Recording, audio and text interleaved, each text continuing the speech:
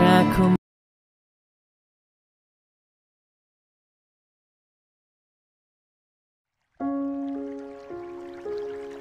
Pernikahan yang tak diinginkan.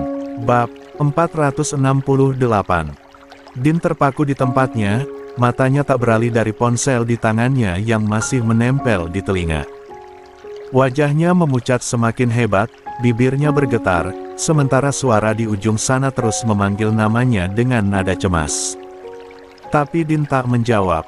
Dia hanya mematung, napasnya pendek, dan pandangan matanya kehilangan fokus, seolah dunia di sekitarnya tiba-tiba memudar. Azarin menatapnya ngeri, tangannya yang gemetar berusaha mengguncang lengan suaminya. Mas Din, istighfar, Mas. Ada apa? Namun Din tak bereaksi. Matanya masih tak berkedip, bahkan suara klakson di belakang sudah tak dia dengar lagi. 2 hari sebelum Pak Argatama menghubungi Din. Ruangan hotel malam itu terasa begitu lengang, hanya terdengar dengungan samar pendingin ruangan dan suara hujan yang merintik di luar jendela. Tirai terbuka separuh, menampakkan langit Semarang yang muram, seolah ikut berduka. Davian duduk di ujung sofa, bahunya merosot, pandangan kosong menatap lantai yang berkilau lembab oleh pantulan lampu. Suaranya lirih, nyaris tak terdengar. Aku ingin ke pemakaman, Bu. Siva dimakamkan besok, kan? Kalau aku gak bisa ikut menurunkan jenazahnya, setidaknya aku bisa lihat dari jauh. Hanya sebentar, Bu. Aku janji gak akan buat keributan. Nada suaranya penuh harap. Tulus, getir, tapi juga putus asa. Bu Mahira yang duduk di tepi ranjang menatap putranya dengan mata lelah. Rautnya mengguratkan kasih sayang bercampur ketakutan. Dia menghela napas panjang sebelum menjawab dengan nada tenang, tapi tegas. Davi, jangan nekat, nak. Kamu gak lihat tadi di rumah sakit. Keluarga Siva marah besar. Mereka bahkan tidak mau mendengar hasil forensik yang membuktikan kalau kematian Siva bukan karena kamu bunuh. Nada suaranya meninggi sedikit, lalu melembut lagi. Mereka tetap menuduh kamu, Davian.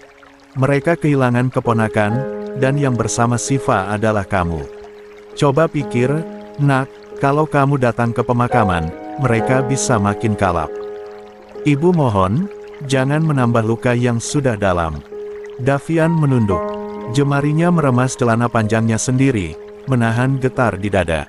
Tapi, Bu, aku cuma ingin minta maaf terakhir kali. Aku bahkan belum sempat bicara yang baik sama dia waktu itu. Kata-katanya terputus. Tenggorokannya tercekat. Sesuatu mengganjal di dadanya, antara rasa bersalah dan kehilangan yang menyesakkan. Bu Mahira bangkit, mendekat, lalu duduk di sampingnya. Tangannya menepuk lembut punggung putranya. Davi, ibu tahu kamu menyesal. Tapi kamu harus lindungi dirimu juga. Semua orang sedang terbakar emosi. Sekarang bukan waktu yang tepat untuk menampakkan diri. Suasana hening beberapa detik. Hanya terdengar hujan yang kian deras memukul kaca jendela. Dari arah kursi dekat jendela, Pak Argatama hanya duduk diam, wajahnya keras tapi matanya sayu. Dia belum bicara sepatah kata pun sejak mereka kembali dari rumah sakit. Namun setiap helaan napasnya menyimpan badai yang sama, antara rasa bersalah, kehilangan, dan marah pada takdir. Akhirnya, dengan suara berat dan dalam, pria itu berkata, "Ibu kamu benar, Davi. Jangan datang. Kita tidak tahu apa yang akan terjadi kalau kamu muncul di sana." Dia mengangkat pandangan, menatap putranya. "Kita urus kepulangan ke Dubai. Aza pasti repot di rumah ngurus si kembar." Davian menatap ayahnya dengan wajah bingung dan sendu. "Tapi, Pak, apa kita tega ninggalin Siva begitu aja?" Pak Argatama memalingkan wajah ke jendela. Matanya menatap jauh keluar sana, ke arah lampu-lampu kota yang berpendar di balik hujan. "Kadang, cinta dan doa jauh lebih kuat dari kehadiran, nak," gumamnya pelan. "Biarkan waktu yang meredakan semuanya." Davian tidak menjawab, hanya menunduk lebih dalam. Dia merasa semakin kecil di hadapan segala kenyataan yang terjadi begitu cepat.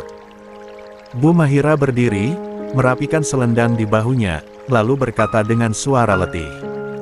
3. Mending kita istirahat. Besok pagi kita putuskan, mau langsung ke Dubai atau tunggu 1-2 hari lagi di sini. Ibu gak tenang kalau lama-lama di kota ini. Davian hanya mengangguk pelan. Dia berbaring di sofa, tapi matanya tetap terbuka, menatap kosong ke langit-langit. Dalam diam, air matanya menetes perlahan ke bantal. Di luar, hujan terus turun tanpa jeda.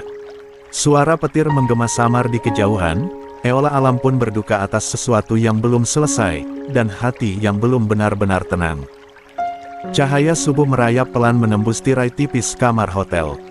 Udara dingin sisa hujan malam terasa lembab, namun entah kenapa, pagi itu hati Bu Mahira terasa gelisah. Dia baru saja menuntaskan salat subuh berjamaah bersama suaminya. Suaranya masih lirih berzikir ketika menoleh ke arah sofa di mana Davian tadi malam berbaring. Pemuda itu masih ada di sana, terbungkus selimut tipis, tubuhnya tampak lelah namun matanya belum benar-benar terpejam. "Davi, kamu belum tidur juga?" tanya Bu Mahira lembut, mendekat. Davian menoleh sekilas, mencoba tersenyum. Senyum yang lebih menyerupai garis luka di wajahnya. "Tidur, Bu. Cuma belum nyenyak." Dia lalu bangkit perlahan, duduk di tepi sofa, mengusap wajahnya yang masih pucat. "Bu, aku keluar sebentar, ya. Mau ke restoran bawah, pesan sarapan buat ibu sama papa. Biar nanti gak repot," katanya sambil mengambil jaket dan masker dari atas koper. Bu Mahira menatapnya sekilas, lalu mengangguk lemah. "Iya, nak, tapi jangan lama-lama. Sekalian panggil petugas hotel, ibu mau titip laundry," ujarnya tenang, tanpa sedikit pun mencurigai apapun. Davian tersenyum kecil, mencium tangan ibunya, kemudian melangkah ke pintu. "Iya, Bu. Cuma sebentar." Pintu tertutup. Suara langkahnya menghilang di lorong hotel. Waktu bergulir. Jarum jam di dinding sudah beranjak ke angka 8. Restoran hotel yang tadi pagi ramai kini perlahan sepi. Namun Davian tak kunjung kembali. Bu Mahira yang semula tenang kini mulai gusar. Dia berdiri mondar-mandir di kamar, melirik ponselnya berkali-kali. "Pak, ini sudah 2 jam lebih. Anak itu kemana, sih?" Katanya cuma pesan sarapan, keluhnya cemas. Pak Argatama yang sejak tadi membaca berita di tablet menurunkan kacamatanya. Wajahnya tampak tegang, namun dia berusaha tenang di depan istrinya. "Coba telepon dia dulu, Bu," ucapnya datar. Bu Mahira mengangguk cepat, menekan nomor Davian. Nada sambung terdengar, tapi tak juga diangkat. Dia mencoba lagi, lalu lagi. Hingga akhirnya suara operator menggantikan nada panggil yang sepi. "Nomor yang Anda tuju sedang tidak aktif." "Ya Allah." Bu Mahira menutup mulutnya, tubuhnya gemetar. Dia bahkan gak bawa ponsel. Semalam kan ibu lihat dia taruh di meja. "Davi, nak, kamu mau kemana?" Nada suaranya bergetar di udara yang mulai sesak. Dia berlari ke arah jendela, menyingkap tirai seolah bisa menemukan jawabannya di jalanan di bawah sana. Tapi yang terlihat hanya lalu lintas pagi yang padat, dan kabut tipis yang menggantung di atas kota. Pak Argatama bangkit, wajahnya kini tak lagi bisa menyembunyikan kekhawatiran. "Bu, tenang dulu. Papa turun ke resepsionis, tanya ke petugas apakah Davi keluar pakai mobil atau jalan kaki."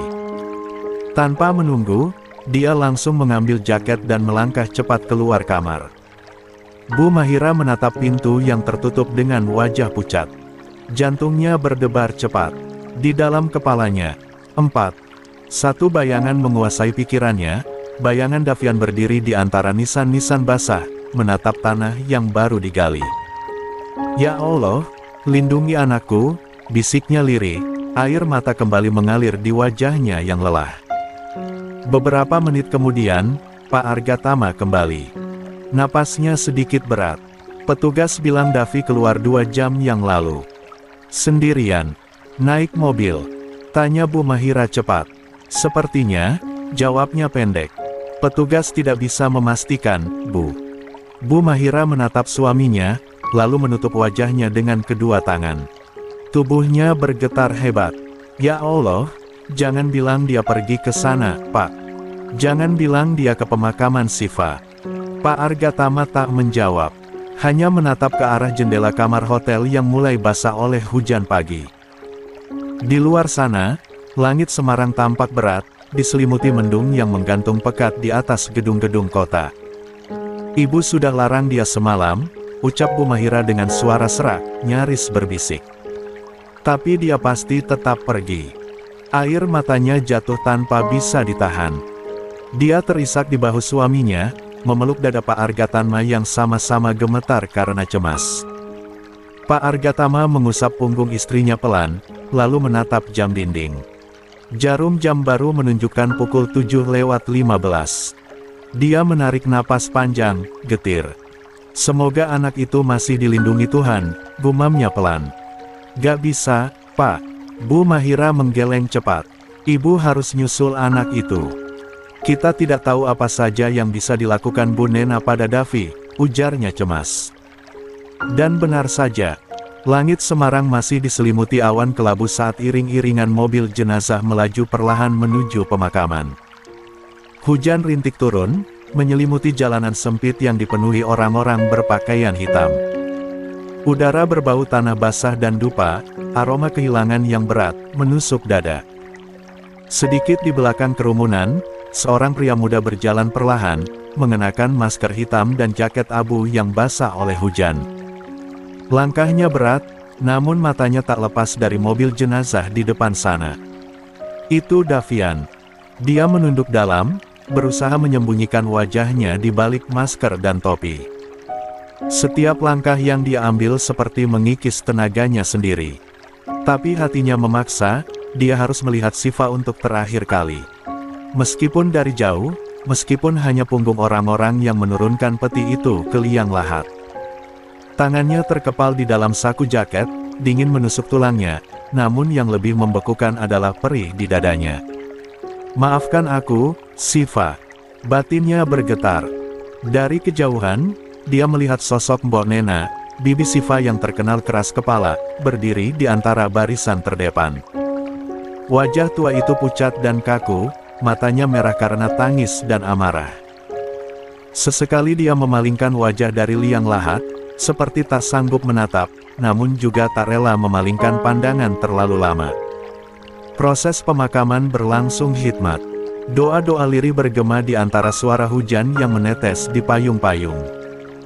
Davian berdiri di ujung jalan tanah, separuh tubuhnya bersembunyi di balik pohon besar, matanya berkaca-kaca ketika mendengar imam mengumandangkan doa terakhir. Namun langkahnya yang terlalu dekat membuat salah satu kerabat, pria muda dan agak urakan khas pemuda kampung, menatap sekilas ke arahnya. Sekejap pandangan mereka bertemu. Pria itu sempat ragu. Tapi begitu Davian menunduk dan mencoba berbalik, sesuatu di dalam dirinya langsung menyala. Ingatan beberapa hari yang lalu, pria itu dengan brutalnya menarik kerah bajunya turun dari ambulans. 5. Seolah dirinya pelaku kejahatan. Dia, seru pria itu tiba-tiba, nadanya tinggi dan gemetar. Itu dia. Itu Davian. Orang yang menghabisi Siva.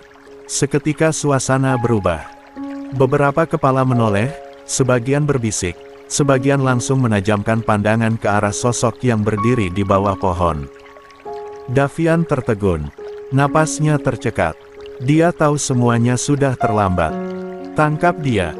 Dia berani datang ke sini. Teriak pria itu lagi, kini lebih lantang. Orang-orang mulai bergerak. Suara teriakan, langkah kaki berlari di atas tanah becek. Dalam hitungan detik, Davian dikepung dari berbagai arah. Dia mundur beberapa langkah, kedua tangannya terangkat pelan. Asteris tolong, saya cuma mau mendoakan, katanya dengan suara serak. Saya gak mau ribut, saya cuma mau. Namun kata-katanya tak sempat selesai. Seseorang dari belakang menarik kerah jaketnya dengan kasar, menyeretnya ke tanah yang becek dan licin.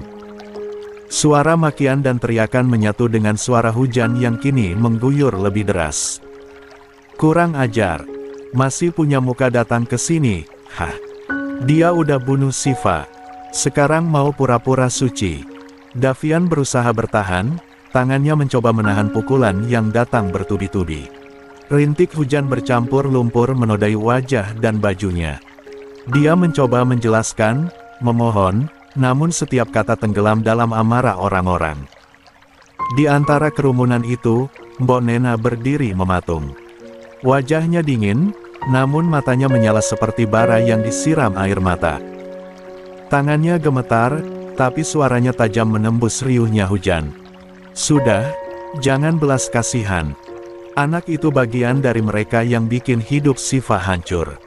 Dari dulu keluarganya cuma bawa sial. Bahkan Safa saja meninggal setelah memberikan mereka keturunan, tapi menganggap kita ada pun tidak pernah. Orang-orang makin terbakar. Seseorang menendang bahu Davian, yang lain menarik masker dari wajahnya. Seketika wajah pucat itu terlihat jelas, dan seolah menjadi bahan bakar tambahan bagi amarah yang belum padam. Davian tersungkur ke tanah, dadanya sesak. Tapi ia tidak melawan. Dia hanya menatap tanah basah di depan wajahnya, di mana masih tergurat bekas langkah orang-orang yang barusan menurunkan jenazah Siva. Din yang baru saja mendapatkan telepon dari sang ayah, masih membeku di tempat. Dia tak tahu harus mengatakan apa pada istrinya. Din menarik napas panjang, mencoba menstabilkan debar di dadanya. Tangannya masih gemetar di atas setir, sementara pikirannya berputar keras, mencari cara untuk tidak membuat kepanikan baru. Suara dari seberang telepon barusan masih terngiang di kepalanya, kabar buruk yang tak boleh sampai keluar dari mulutnya malam ini. Dia menoleh perlahan ke arah Azarin yang memeluk bayi mereka erat, wajahnya khawatir tapi tetap lembut. "Mas, apa yang terjadi?" tanyanya, lirih tapi menusuk. "Kamu pucat sekali, ada sesuatu." Din menelan ludah. Tenggorokannya terasa kering. Dia memaksa bibirnya tersenyum, tapi senyum itu tampak rapuh. "Enggak, sayang," suaranya pelan, hampir bergetar. "Tadi cuma berita dari kantor. Ada kesalahan pengiriman dokumen penting, aku kaget aja." Azarin masih menatapnya dengan pandangan menelisik, mencoba mencari kebenaran dari wajah suaminya. Tapi Din terlalu pandai menyembunyikan luka di balik kelembutan. Dia bahkan bisa tersenyum kembali, meski jantungnya masih mencengkerit hebat. "Maaf ya, sayang. Aku kaget mendadak." Lanjutnya, kini dengan nada yang lebih tenang. "Semua sudah 6. Beres. Ayo kita lanjut ke rumah, nanti Alina bisa tidur lebih cepat." Azarin menghela napas lega. "Kupikir ada yang lebih serius," ucapnya pelan, lalu mengusap lengan Din lembut. "Mas, jangan kaget begitu lagi, aku sempat takut." Din menoleh, menatap mata istrinya yang teduh di balik kain cadar itu. "Maaf," bisiknya, "aku janji gak akan bikin kamu khawatir." Bayi di pelukan Azarin mulai tenang, hanya sesekali menggeliat kecil. Din melirik ke kaca spion, melihat Alina yang sudah tertidur. Dia mengembuskan napas panjang sekali lagi, mencoba meyakinkan dirinya bahwa kebohongan kecil itu adalah satu-satunya cara untuk melindungi ketenangan keluarganya malam ini. Mobil kembali melaju, menyusuri jalan yang kini basah oleh hujan.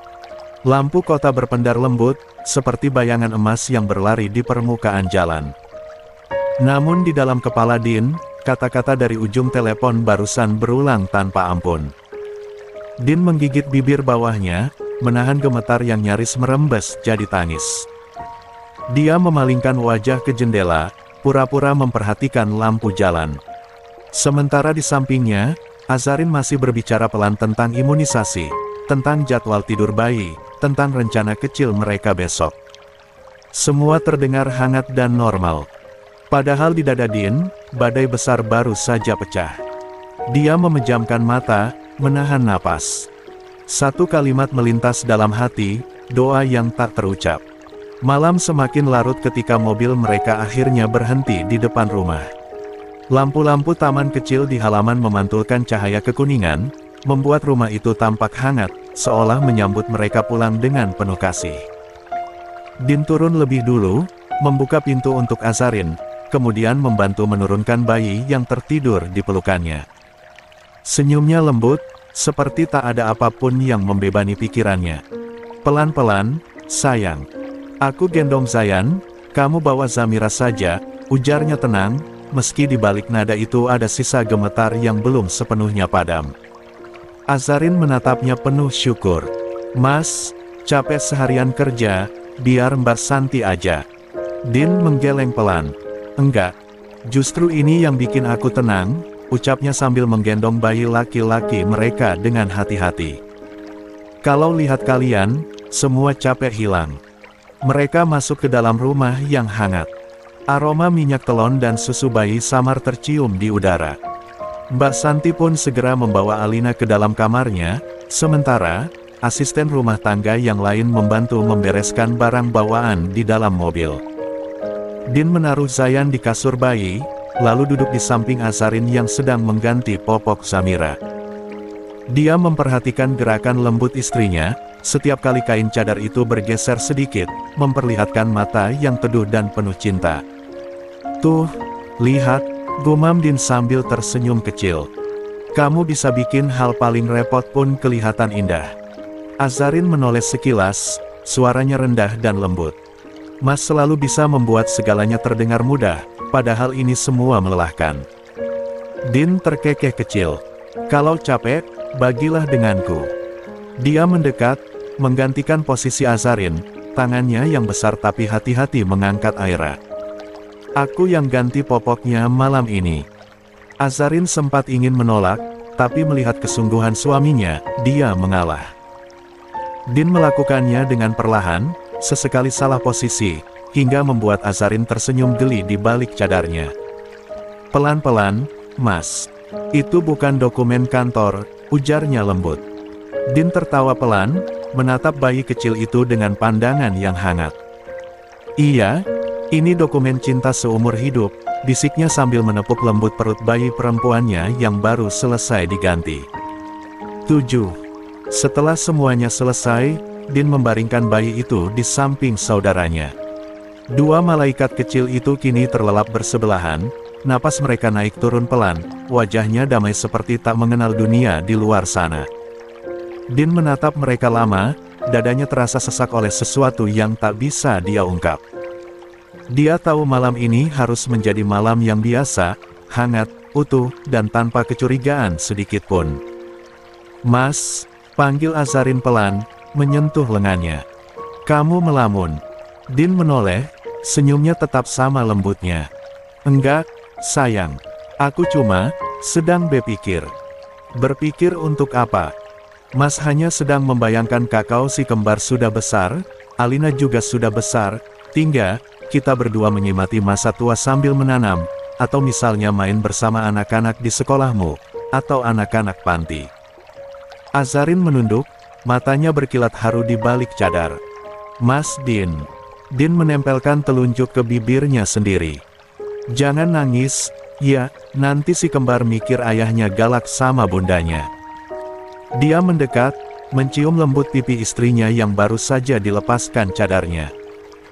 Setelah itu, Din membantu membereskan perlengkapan bayi, memastikan susu sudah disiapkan, lampu tidur dinyalakan.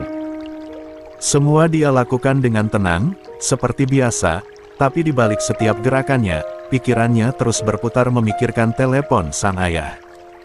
Ya Allah, kuatkan aku.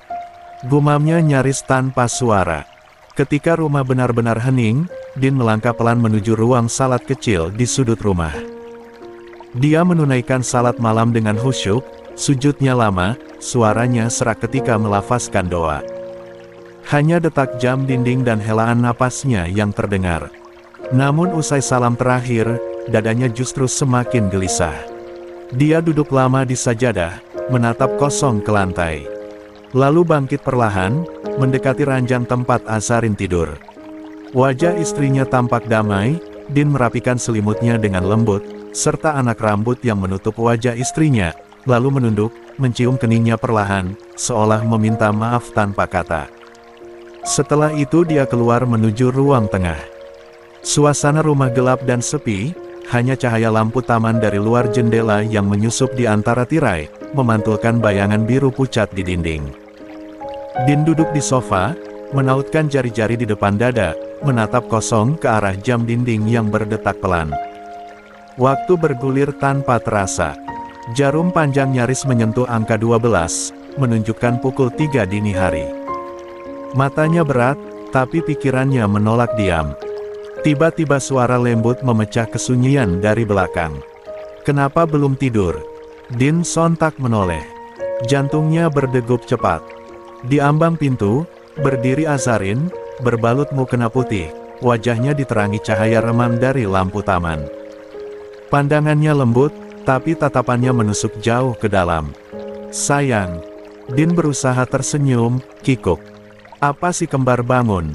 Azarin berjalan pelan mendekat, langkahnya nyaris tak bersuara. Tidak perlu bertanya untuk mengalihkan pertanyaan yang lain. Din terdiam. Senyum di wajahnya menghilang. Dia tahu, istrinya telah membaca hatinya jauh sebelum dia membuka mulut. Azarin duduk di sampingnya, jarak di antara mereka nyaris tak ada. Tangannya terulur, menyentuh dada Din perlahan, mengusap lembut dengan ibu jarinya. "Aku tahu ada sesuatu yang mengusik pikiran Mas," katanya pelan tapi pasti. "Mas tidak usah bohong. Aku tahu." Din menunduk. Bahunya turun perlahan, seolah kehilangan tenaga.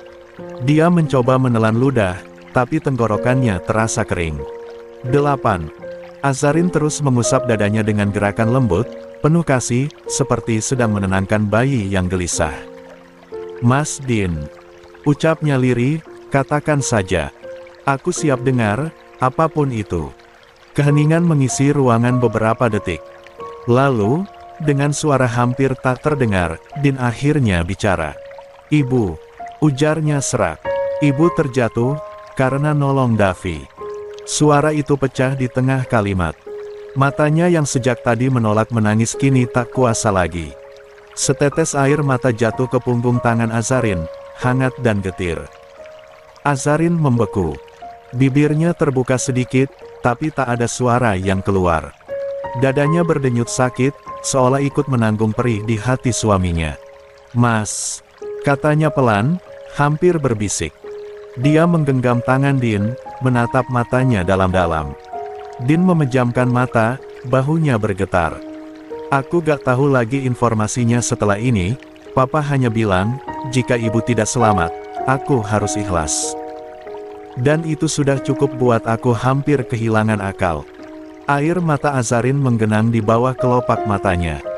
Dia menahan napas, lalu menarik Din ke dalam pelukannya. "Apa Mas ingin pergi?" "Pergilah, aku di sini sama anak-anak," ujar Azarin sambil mengusap pundak suaminya. Dia sendiri cukup syok mendengar, hatinya berdenyut sakit. 9. Keheningan kembali menguasai ruang tamu kecil itu. Hanya detak jam dinding dan suara hujan yang menetes di luar jendela. Din masih duduk di sofa, wajahnya tertunduk, jemarinya saling meremas, seolah mencoba menggenggam sesuatu yang tak lagi bisa dia kendalikan. Di sampingnya, Azarin, duduk diam, menggenggam tangan suaminya erat-erat tanpa bicara, hanya menatapnya dalam diam yang penuh empati. Beberapa menit berlalu tanpa suara. Tapi di kepala Din, ribuan pikiran berseliweran.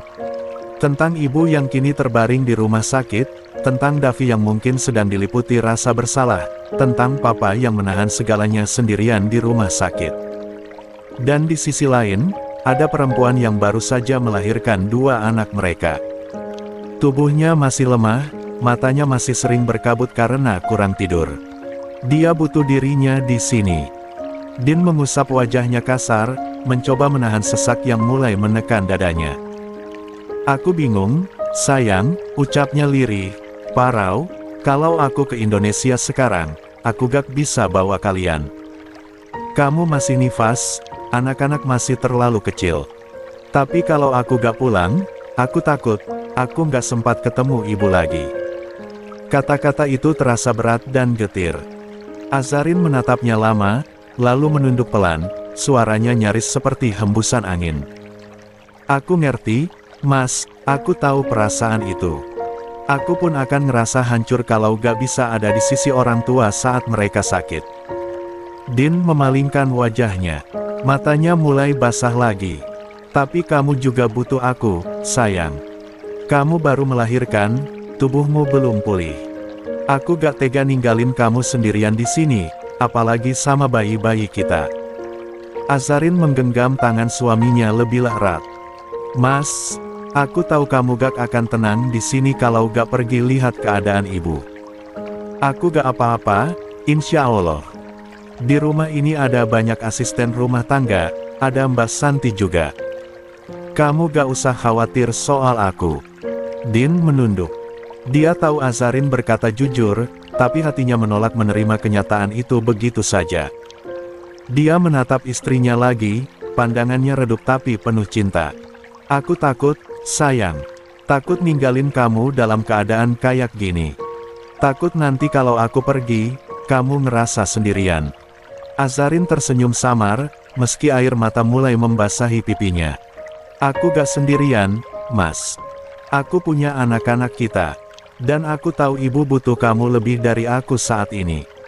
Kadang, cinta itu bukan soal siapa yang kita peluk duluan, tapi siapa yang paling butuh dipeluk sekarang. Kalimat itu membuat dada Din terasa sesak. Dia menatap istrinya lama, seolah berusaha mengukir wajah itu dalam ingatannya.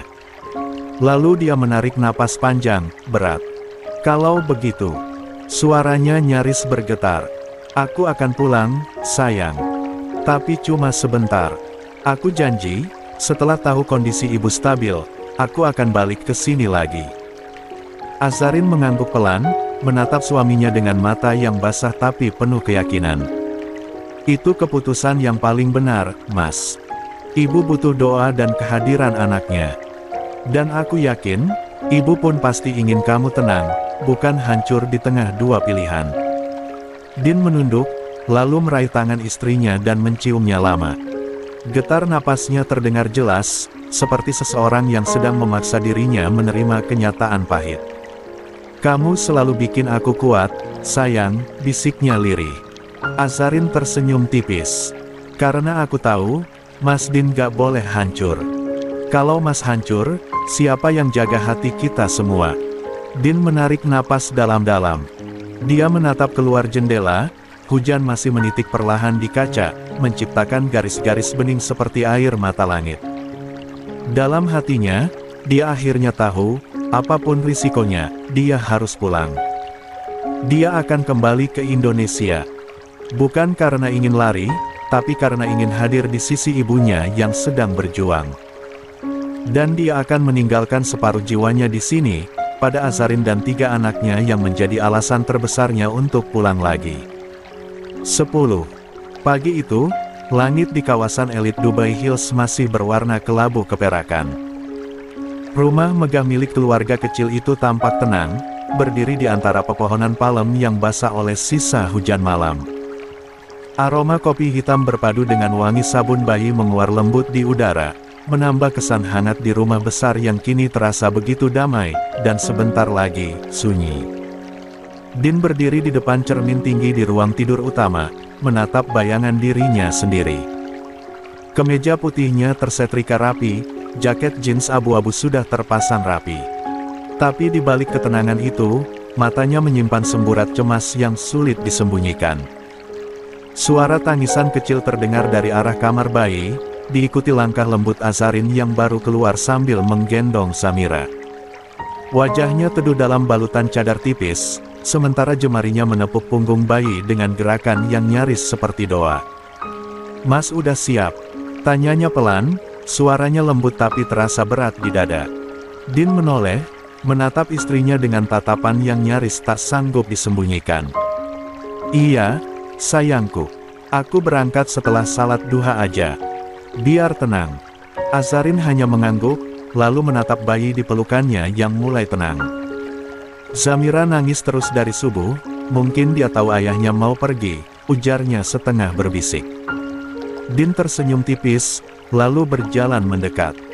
Dia mencium kening bayinya, kemudian menatap wajah istrinya yang lembut di balik kain putih itu. Kalau bisa, Aku bawa semuanya pulang, gumamnya lirih. Tapi aku tahu kamu butuh waktu, dan bayi-bayi kita belum boleh naik pesawat.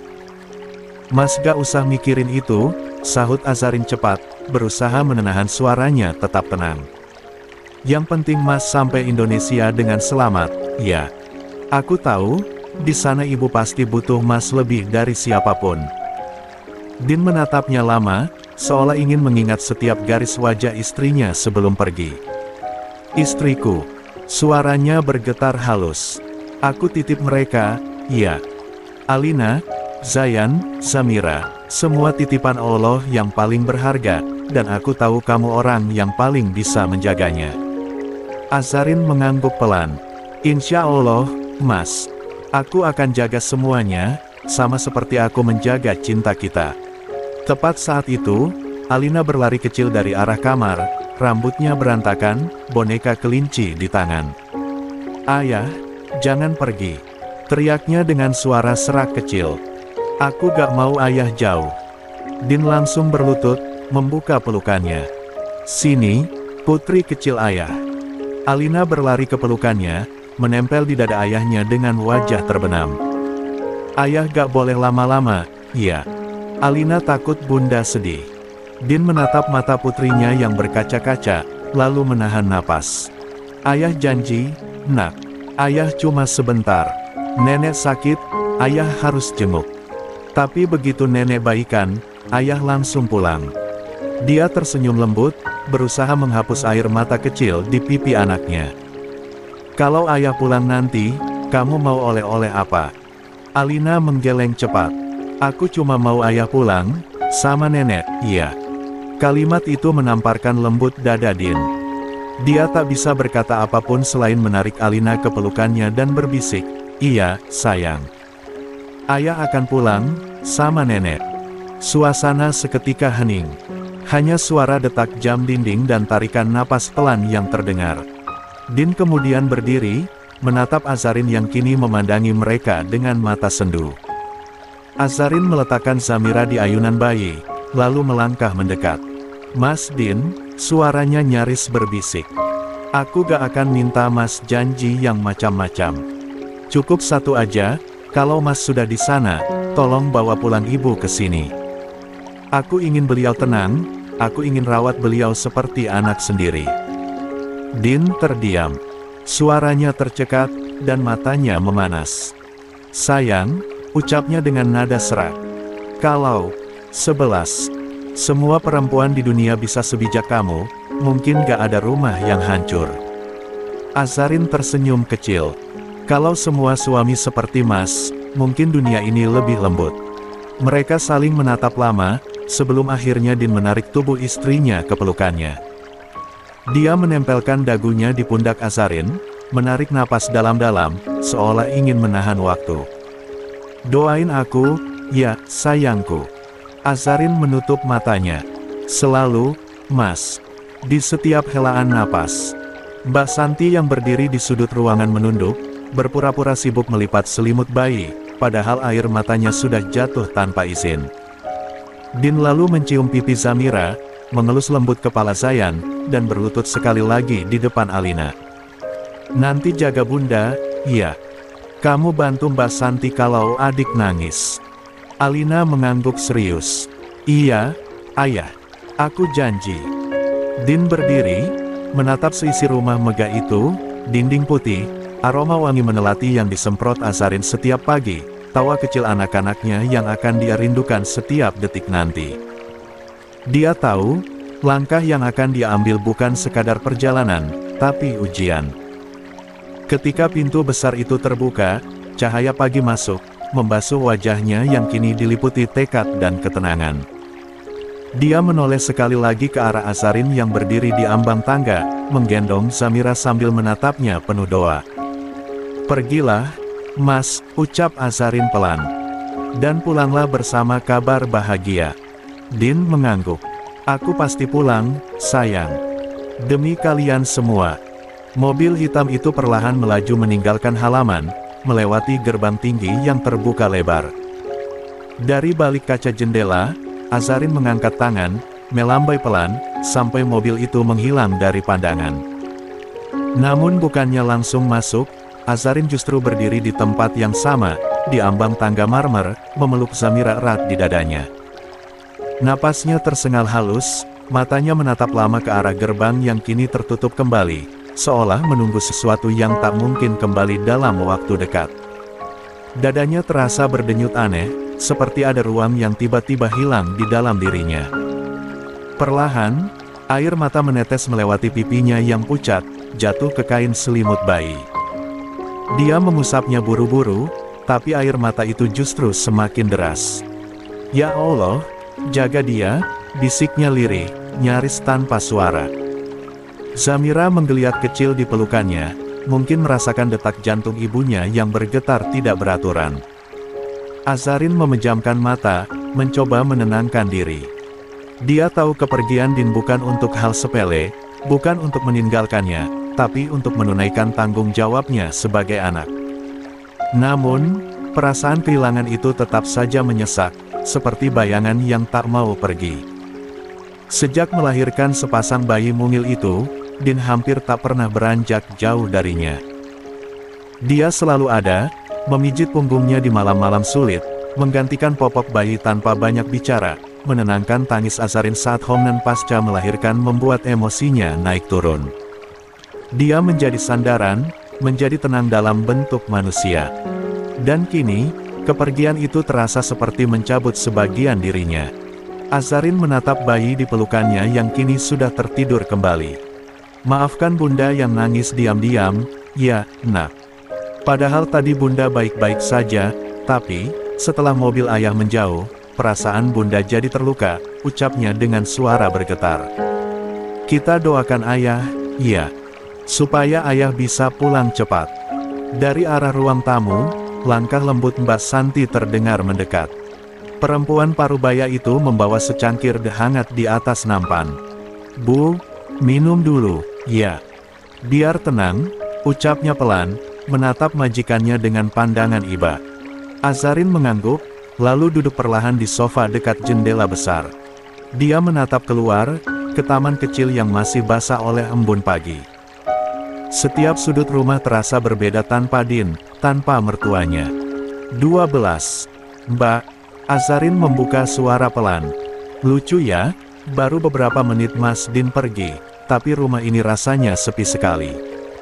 Mbak Santi duduk di kursi seberang, tersenyum tipis. "Namanya juga cinta, Bu. Kalau orang yang kita sayang gak ada, seisi rumah ikut kehilangan napasnya." Azarin menunduk, matanya berkaca-kaca lagi. "Aku tahu aku harus kuat. Mas Din percaya sama aku buat jaga anak-anak. Tapi hati ini, rasanya masih belum siap ditinggal." "Wajar, Bu," jawab Mbak Santi lembut. "Apalagi baru melahirkan. Perasaan masih peka, masih lembut. Tapi saya yakin, Pak Din juga pasti kepikiran Ibu terus di sana." Azarin tersenyum kecil di sela tangisnya. "Iya, Mas Din selalu begitu. Bahkan waktu aku hampir menyerah di ruang rawat pasca operasi, dia gak pergi sedetik pun." Dia terdiam sejenak, menatap buah hatinya. "Aku gak tahu gimana kalau nanti ada hal buruk terjadi di sana, aku takut, Mbak." Mbak Santi menatapnya dengan mata teduh. "Jangan mikir yang jelek-jelek dulu, Bu. Ibu Mahira pasti senang lihat anaknya datang. Mungkin itu justru bisa memperbaiki semuanya." Azarin mengangguk pelan. "Aku cuma mau dia baik-baik aja. Gak apa-apa kalau aku merasa rindu setiap detik, asal dia aman." Hening kembali turun. Zamira masih tertidur pulas di pelukan ibunya. Dia pun menghela napas berat, lalu kembali tersenyum ketika salah satu asisten rumah tangga datang bersama Alina yang sudah siap dengan pakaian sekolahnya. "Alina mau sekolah, Nak?" tanya Azarin lembut, suaranya bergetar namun tetap berusaha hangat. "Iya, Bunda." Dia pun menyalami tangan ibunya, menyapa dua adiknya, lalu melangkah keluar dari rumah dengan senyum merekah. Meski baru saja dia melihat ayahnya pergi, namun selama bundanya masih di depan mata, Alina masih belum merasakan kehilangan. Begitu langkah Alina hilang dari pandangan, Azarin masuk kembali ke kamar utama bersama Mbak Santi. Keduanya berhati-hati agar tak membangunkan bayi kembar yang baru saja tertidur. Udara kamar terasa lembut, wangi bedak bayi bercampur dengan aroma dari lilin aromaterapi di meja rias. Mbak Santi meletakkan Zayan ke dalam box, lalu berbalik dengan senyum tipis. "Bu, mau saya bawakan minum atau makanan?" Azarin menggeleng pelan, lalu berpikir sejenak. "Teh hijau aja, Mbak. Sama cemilan yang manis, ya, biar gak terlalu kosong perutnya." "Baik, Bu." Mbak Santi pun melangkah keluar dengan tenang, menutup pintu perlahan agar tidak menimbulkan suara. Kini, kamar itu hanya menyisakan keheningan dan detak jam di dinding. Azarin duduk di sofa dekat jendela besar yang menghadap ke taman bunga. Di luar, kelopak bougainville masih basah sisa hujan semalam, bergoyang lembut ditiup angin. Tapi ketenangan itu tak cukup untuk meredakan hatinya. Dia menatap kosong ke arah kaca, pikirannya terbang jauh ke Indonesia. Entah bagaimana wajah Din saat ini, mungkin sedang di bandara, atau sudah di pesawat, menatap langit yang sama dengannya. Dada Azarin terasa sesak, seolah jarak ribuan kilometer itu menekan paru-parunya.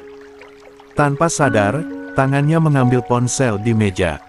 Dia menatap layar cukup lama sebelum akhirnya menekan nama Kak Alea, kakak yang akhir-akhir ini menjadi tempatnya berkeluh kesah. Nada sambung terdengar beberapa kali sebelum suara lembut Alea menjawab dari seberang. "Halo, Assalamualaikum, Dek. Kamu udah bangun?" "Waalaikumsalam, udah," jawab Azarin pelan, suaranya sedikit parau. "Apa kabar, Kak?" tanya Azarin yang mungkin terdengar basa-basi semata. "Baik, Dek. Kamu gimana?" 13. Azarin menghela napas berat. "Alhamdulillah, baik," ucapnya lirih. Namun sebelum kakaknya banyak bertanya, dia lebih dulu melanjutkan. "Bagaimana persiapan pernikahanmu? Udah fix tanggalnya?" Alea tertawa kecil di ujung telepon, tapi suaranya terdengar lelah. "Lagi rempong banget, Dek. Tapi insya Allah 3 minggu lagi udah final. Kamu sendiri gimana?" Kedengarannya suaramu gak secerah biasanya. Azarin terdiam sejenak. Lalu dengan nada hati-hati, dia berkata, "Mas Din baru berangkat pagi ini, Kak. Ke Indonesia. Soalnya tadi malam dapat kabar kalau ibu mertuaku jatuh. Jadi, Mas khawatir banget." Hening. Beberapa detik terasa begitu panjang sebelum suara Alea terdengar lagi, kali ini lebih pelan dan berat. "Kamu gak tahu?" "Ya, Dek." Azarin mengernyit, dada mulai berdebar. "Tahu apa, Kak?" Suaranya di seberang telepon terdengar berubah, seolah menimbang antara bicara atau diam. "Bu Mahira bukan cuma jatuh biasa, Dek. Beliau udah kritis." "Apa?" Suara Azarin pecah, tubuhnya menegang seketika. "Ya aku tahu, ibu jatuh, aku tahu Mas Din bilang ibu kritis, tapi aku pikir ibu masih bisa pulih lagi, maksudnya masih bisa." Azarin mendadak linglung, dia tak tahu kalimat apa lagi yang harus dia ucapkan. Dalam sekejap matanya memanas. Dia menunduk, menggenggam erat ponselnya seolah itu satu-satunya pegangan yang tersisa. Dari seberang, Alea terdengar menghela napas berat. "Aku juga baru tahu kemarin. Aku sempat ke Semarang, tapi karena ada pertemuan sama vendor pernikahan hari ini, aku harus balik ke Jakarta lagi." Davi yang terus pantau keadaan di rumah sakit, tapi sampai sekarang belum ada kabar lagi. Terakhir kemarin kondisi Bu Mahira sedang turun. "Davi pun masih shock banget, Dek." Azarin membisu. Kata-kata Alea seperti angin dingin yang menusuk tulang. Pikirannya mulai kacau, seolah semua yang diyakini semalam tiba-tiba runtuh. "Apa? Ibu masih ada kemungkinan hidup? Maksudku, sehat. Bisa pulih lagi?" tanyanya lirih, suara nyaris tak terdengar. Alea diam cukup lama sebelum menjawab, suaranya bergetar halus. "Kita gak tahu, Dek. Tapi dari apa yang dokter bilang, kemungkinan itu tipis." Ucapan itu jatuh seperti batu ke dada Azarin. Dia memejamkan mata, menahan napas, tapi air mata sudah terlanjur mengalir. Ruangan terasa berputar. Dia meremas dadanya erat-erat, seolah ingin mengurangi rasa sesak di dada, namun tak ada yang berubah sedikitpun. Sesaknya semakin menggila. "Ya Allah," gumamnya pelan, "selamatkan ibu. Kumohon, berikan umur panjang untuk beliau." 14. Setelah hampir 9 jam perjalanan udara dari Dubai, pesawat yang membawa Din akhirnya mendarat di Indonesia. Langit Semarang sore itu tampak muram, diselimuti awan kelabu yang seolah ikut merasakan gelisah di dada seorang anak yang sedang berpacu dengan waktu. Begitu keluar dari bandara, Din tidak lagi berpikir tentang kelelahan, jet lag, atau perut kosong. Yang ada di pikirannya hanya satu, sang ibu. Tanpa sempat beristirahat atau menuju hotel, dia langsung memesan taksi dan menuju rumah sakit tempat ibunya dirawat. Koper kecil beroda dia tarik dengan satu tangan, sementara tangan satunya menggenggam ponsel yang terus bergetar karena panggilan dari Davian, adik bungsunya. "Bang, cepatlah. Dokter bilang kondisinya naik turun." Suara Davian di seberang terdengar parau, nyaris pecah. Din hanya menjawab pendek, "Aku di jalan, Vi." 15 menit lagi. Hujan rintik menyambutnya di depan rumah sakit besar itu. Begitu turun dari mobil, dia langsung berlari menembus udara dingin sore, langkahnya cepat, matanya liar mencari petunjuk arah ruang ICU. Ponselnya terus dia genggam, koper kecilnya berguling di lantai marmer yang licin, menimbulkan suara roda yang berderit serak. "Permisi, ruang ICU atas nama Mahira Argatama di mana?" Tanyanya cepat pada petugas administrasi depan, suaranya nyaris kehabisan napas. Petugas itu sempat menatapnya iba sebelum menunjuk ke arah lorong paling ujung. "Lantai 2, kanan, paling ujung, Pak." Din tak sempat berterima kasih. Dia langsung berlari menaiki tangga 2 anak tangga sekaligus. Napasnya memburu, matanya panas, tubuhnya gemetar bukan karena lelah, tapi karena takut pada sesuatu yang bahkan belum dia dengar. Begitu sampai di lantai 2, dia mendengar isakan lirih. Langkahnya melambat. Di depan pintu kaca ICU, tampak sosok ayahnya, Pak Argatama duduk di kursi tunggu dengan wajah pucat dan mata sembab. Di sampingnya, Davian berdiri sambil menunduk, tangannya mengepal. Din berhenti sejenak di depan mereka. Napasnya memburu, dada terasa sesak. "Pak," suaranya pelan, hampir bergetar. "Gimana? Gimana keadaan ibu?" Pak Argatama mengangkat wajah perlahan. Pandangan matanya kosong, namun air yang menggantung di ujung pelupuknya berkata lebih banyak daripada kata-kata. Dia mencoba berbicara, tapi suaranya patah di tenggorokan. Hanya satu gerakan kecil yang keluar, gelengan lemah. Din terpaku. Dunia seolah berhenti berputar. Suara mesin di ICU terdengar samar dari balik kaca, bip, bip, beriringan dengan suara napas Din yang masih saling memburu. Tanpa menunggu lagi, Din menjatuhkan koper yang masih dia genggam dan langsung memeluk ayahnya erat. Tubuh ayahnya yang dulu gagah kini terasa rapuh di dalam pelukannya.